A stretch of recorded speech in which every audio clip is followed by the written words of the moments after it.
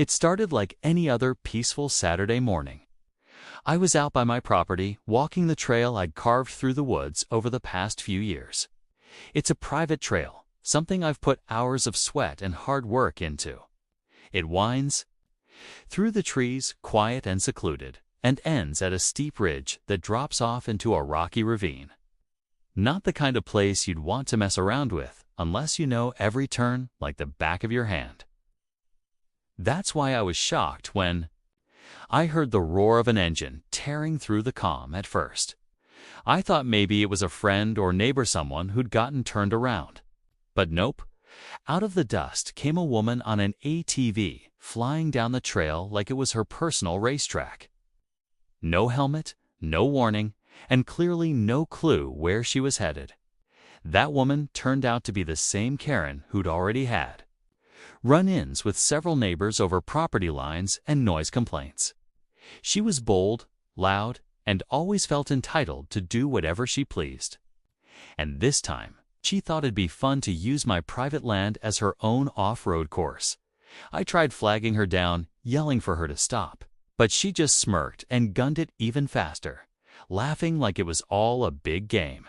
What she didn't know, what she couldn't have known, is that the trail she just raced down doesn't loop back. It ends abruptly, with no barriers, no signs, and definitely no mercy. I dropped what I was holding and took off running after her, heart pounding, adrenaline kicking in. I knew I had only seconds to catch her or watch something terrible unfold, because just ahead was the drop.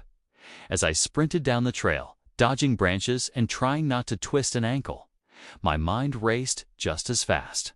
This wasn't just some random accident waiting to happen. This was Karen, the same neighbor who had already pushed every boundary since moving in last year. She'd ignored property markers, let her dogs run wild, and even once tried to dig a fire pit way too close to someone else's barn. So when she saw my private trail winding off into the trees, I guess she thought it was some kind of public dirt track. Typical Karen move: no permission, no care, just full throttle and no brakes. Literally and figuratively. Now, this trail isn't something I built for fun. I cleared it mainly for hauling firewood and doing quiet walks in the woods. It's narrow, steep in places, and leads to a cliff edge that drops nearly 40 feet. The only reason I hadn't put up signs or a fence was because until no one had ever been stupid enough to ride an ATV back there. And besides, it's clearly marked as private property. But Karen, she doesn't see boundaries, just opportunities to cause chaos. As I got closer, I could still hear her engine roaring through the trees. The trail curves just before the ridge, which hides the drop from view until it's too late. I was shouting louder now, hoping the sound of my voice would at least get her to slow down. But nothing. Just the hum of tires on dry leaves and the rumble of that engine pushing harder. Every second counted. The conflict wasn't just about her trespassing anymore. It was turning into something far more dangerous. And the worst part? Tease. I couldn't tell if she actually had no idea what was ahead, or if she just didn't care. The trail twisted sharply, and I lost sight of her for a second. My heart dropped. I could still hear the engine, but it was getting fainter, swallowed by the woods. I pushed harder, feet barely touching the ground, lungs burning. I knew exactly how long that stretch of trail was: just under 200 feet from that last curve to the ridge. And at the speed she was going, she had seconds left before she hit it. The worst part? That drop doesn't just fall straight, it slopes hard into a cluster of jagged rocks and tree stumps. It's not a place anyone walks away from easily. All the while my head kept spinning back to how we got here. Just a few days earlier, I'd actually warned her. Not about the trail specifically, but about respecting property lines. She had stormed onto my land to complain about the noise from my chainsaw while I was clearing a fallen tree. She didn't care that it was after a storm, or that it was well within the daytime hours. She just wanted something to be mad about. That's always been her thing, finding problems where there are none, then blowing them up for drama. What she didn't realize was that the rest of the neighborhood had been getting fed up too. There had been group chats, talks about filing complaints. But no one wanted to be the one to start something. Still, it wasn't just me who had dealt with her crossing lines literally and socially. But now, none of that seemed to matter.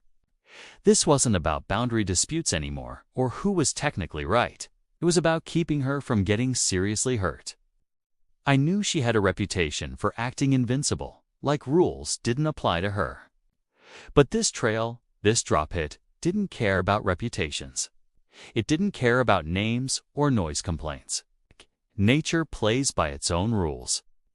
And Karen was speeding toward them fast. The trees started thinning, and I could see sunlight breaking through. Just ahead was the final bend before the ridge. My heart was pounding so loud I could barely hear the engine anymore. But then, for one split second, I caught sight of her through the trees.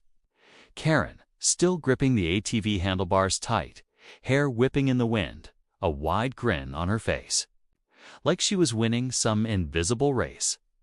She had no clue that in just a few feet the ground would vanish beneath her.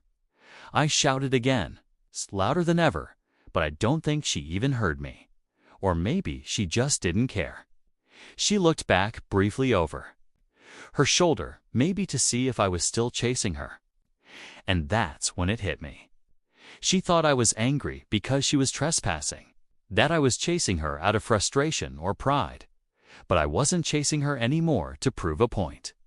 I was chasing her because this had turned into a life or death situation, and she was seconds from making a mistake that couldn't be undone. Everything slowed down in my mind. I remembered the exact curve coming up the way the trail dips just slightly before the drop, making it look like the trail continues. It's easy to miss, even if you've been there before. For someone flying blind at full speed, it's a trap. As I pushed forward, I could feel that sick twist in my gut. The kind you only get when you know something bad is about to happen and you're helpless to stop it. I wasn't just running, was yelling, waving, doing anything to get her attention. But the roar of the engine drowned everything out. One more turn, one more second. And then the moment I dreaded was right in front of me.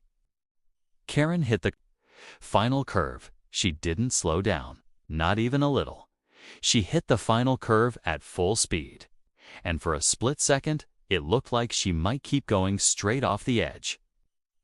But then, just as the front wheels of the ATV lifted slightly, she yanked the handlebars hard to the right. The tires screech, skidding through gravel and dry leaves. I thought maybe, just maybe, she realized too late and was trying to save herself. But instead of stopping, the ATV launched sideways and crashed into the trees just a few feet from the cliff's edge. The whole machine flipped once, slammed down hard, and went silent. I froze. Everything went still. No birds, no engine, just wind rushing through the leaves. Then I heard a groan. She was alive. Somehow, I took off again, heart racing even faster now, but just as I reached her, I noticed something that made my stomach drop even harder than before. She wasn't alone, wedged awkwardly on the back of the ATV, mostly hidden under a blanket, was her dog. A small terrier, shaking and clearly terrified. I hadn't seen it earlier, and I don't think she had mentioned it to anyone. And that changed everything. What had been a reckless ride now had another innocent life involved, one that hadn't asked to be part of this madness. Karen was trying to move, pushing herself up slowly, mumbling something I couldn't understand. Her eyes were wide, not just from the crash, but from realization. She looked at me, stunned, like everything was just now sinking in. But there wasn't time for shock. The ATV, smoking slightly, was still resting too close to the edge, and the loose dirt under the wheels was starting to give way. The ground began shifting beneath us. The dog let out a sharp yelp. And in that moment, I knew this wasn't over.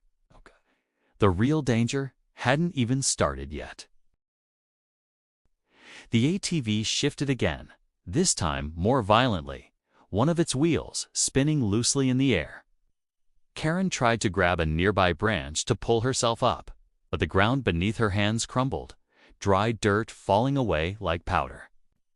The dog was whining now, backing up instinctively, but it was trapped between the flipped ATV and the edge.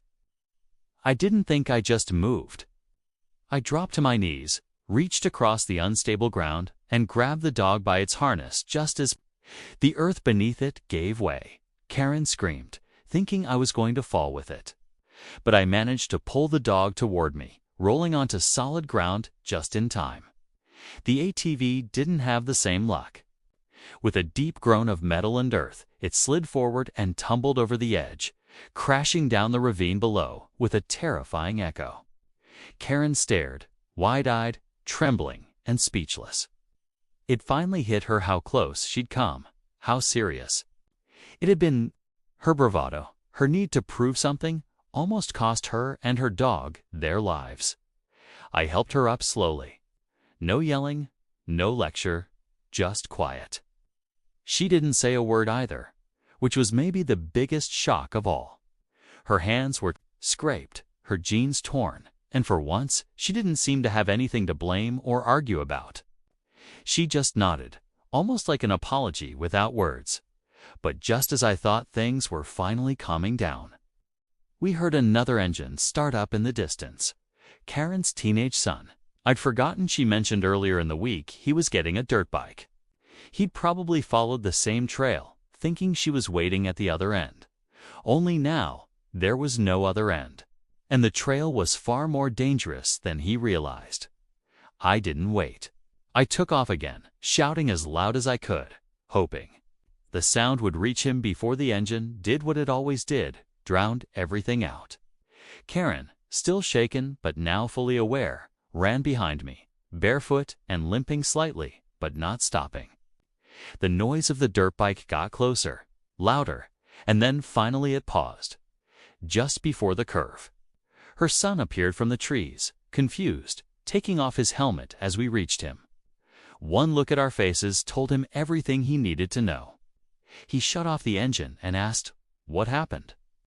But the truth was already written all over the crushed trail, the missing ATV, and the silent drop beyond, back at the house. Once the dog was safe and everyone had calmed down, Karen sat quietly on my porch.